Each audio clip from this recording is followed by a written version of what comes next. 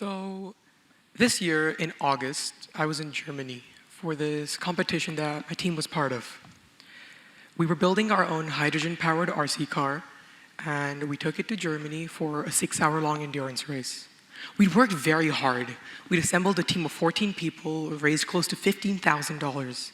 We'd convinced everybody and their pets that this was one of the most important events of the century. We'd made promises to each other that we would win. We got over to the event. We got to the venue. We were in Germany.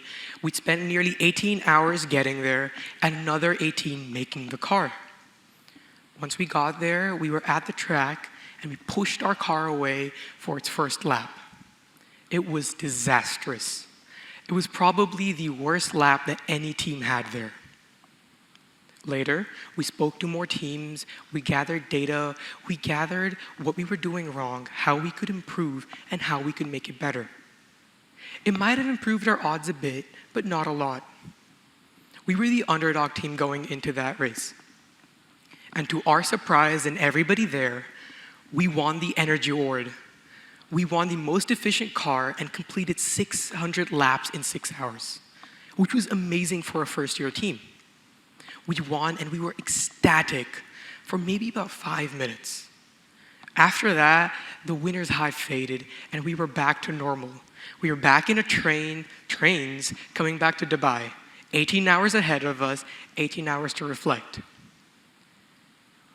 We'd won what we'd been working towards for a year, yet it didn't feel like we thought it would. The lights didn't fade, the voices didn't become one. We weren't showered in confetti, and there wasn't firecrackers everywhere. It was as normal as it got. We had lunch at an Italian place, and we were late for our train. So that got me to thinking, what's wrong? Why can't I enjoy this? What's wrong with me that I'm too fixated on what's next? Well, the problem isn't with me. The problem's with us. Not us as the people in this room, not us as people here, but us as a species, Homo sapiens. The thing is that even though we live in this modern day of age with doctors, Wi-Fi, electric cars, and everything in between, we're still stuck on the operating systems of cavemen, what I like to call primal OS. So we're essentially cavemen in this modern world around us who haven't quite understood how to interact with it, but are changing it day by day. So I want to talk about what success really means and what we get wrong about it. In essence, we can sum the system down into 3 things: the smoke detector, the runner, and the scorecard. Sounds abstract, let me explain. The runner is what keeps us going. When cavemen were on the hunt, when we were running behind dinosaurs for dinner, let's call them bobs. This is our army of bobs. These bobs needed food, and they were motivated by go juice. Go juice is my term for dopamine. Dopamine is the motivator. It's the pleasure chemical, and it tells them to keep going. It's the cheerleader at the party. It's the coach at the race. It tells you that you're going good and that you can't stop. But like any good cheerleader, it leaves right after you win.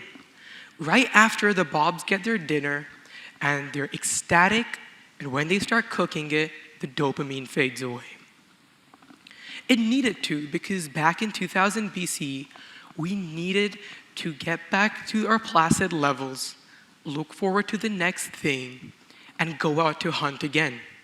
But that doesn't work anymore, because if after each thing that we do, after each goal that we accomplish, goals that we spend years working on, we return to our placid levels, we're going to burn ourselves out. That leads us perfectly to the hedonic treadmill. We're all cavemen running for the next thing. The hedonic treadmill says that once we achieve a goal, we lose sight of it and we move on to the next thing. Achieve, want more, repeat again and again. Eddie Cantor once said that it takes 20 years to complete a goal of a life. And after each goal that we accomplish, if we keep working for 20 years without acknowledging it, it will lead to burnout. Our successes that we feel will feel less important, and the things we achieve will be less significant. Nowadays, we typically associate successes with an event, and they just won't mean as much. And the final thing, the smoke detector. The smoke detector is cortisol. It's a stress hormone. It tells you when you're stressed. It tells you we're in danger. And when you care about something, you get stressed, just like your body. Your body doesn't want to get hurt. So when in 2000 BC, there was a saber-toothed tiger trying to hunt you down, cortisol spiked through the roof. It made sure you were awake, it made sure that you were alert, and it made sure that you knew where it was. It didn't let you sleep because you cared about not getting eaten alive. But now, there's no more carnivore hunting us. There's no more hunt that we need to go on. We have grocery stores, we have everything we need. But our stresses are different, and our smoke detector doesn't know that. Our smoke detector doesn't know that an email that we get or a WhatsApp message that's in our inbox isn't the same as a tiger hunting us. And that's what it is. It's this constant repetition of achieving a goal again and again, trying to not get burnt out and not trying to get caught by your smoke detector. But instead of working against Primal OS, we should be able to use it. Because it's not like the evolutionary theory is going to send out a new update, a new bug fix, or a patch or flaw. It is what it is, and we should be able to use it in this new day and age.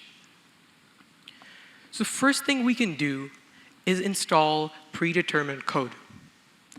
Essentially what we're doing is we're programming our minds to understand that once a task is done, we move on to the next one. This is in order to prevent burnout. So when we achieve goals, they mean more. For example, if I get back from school and I'm completely drained, I might tell my mind, okay, we're going to scroll on Instagram for maybe 10 minutes, maximum 20, and then we're going to go do some work. Although it's not always 10 or 20, we do get to work. The point is to avoid burnout. Because as we can see, when we're burnt out, our dopamine spikes are lower and our base levels are higher. This means that each shot of dopamine means a lot less to us. We're always constantly stressed, and because there's less dopamine, there's less of that cheerleader getting you out to hunt. There's less of that cheerleader motivating you.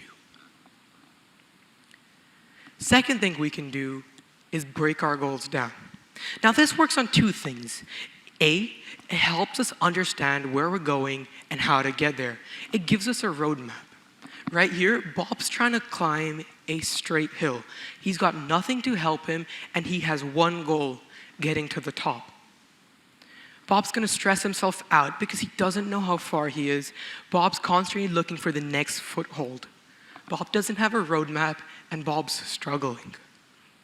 However, if Bob breaks it into tinier steps, makes the big finish line into smaller, the next rung is always there. This gives your mind a time when you're going to get your dopamine. It schedules it, it regulates it. The scorecard in your head keeps ticking.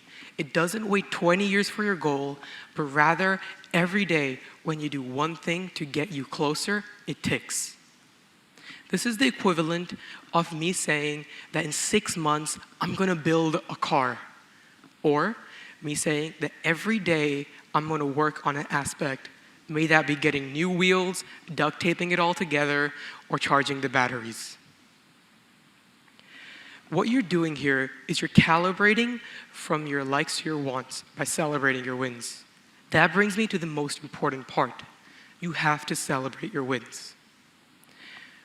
I know we always thought that when we get that one thing we've wanted, the lights are going to dim and the people are going to carry us on their shoulders. But the thing is, they don't do that. You have to do that for yourself. You have to throw the confetti yourself. You have to light the fireworks yourself, because these successes are personal to you. And by celebrating each success, we're changing our goals from wants, something we've wanted to accomplish for a year, into things that you like. a goal that you're happy that you accomplished, something that you've been successful at and you're happy you've done. Through this concept and idea, we can ensure that each success and each achievement means just as much. So let's rewind to Germany.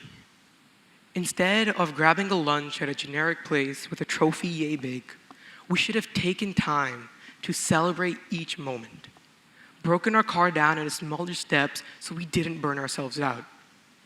Because at the end of the day, success is what you make of it. It's not the finish line at the end, although we would love that. Every day is going to have a next one. And being successful is an internal thing.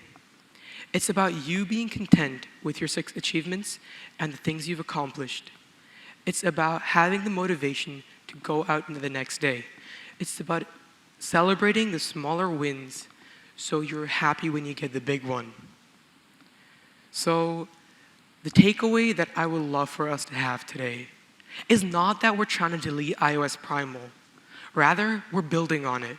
Building on it so we can accomplish the things we want in this day and age where we're not hunting for things from caves. Rather, we're achieving goals and targets. So instead of redesigning the chase, we're redesigning the game, the way we measure it. And that's how we can truly be happy with what we've accomplished. Thank you.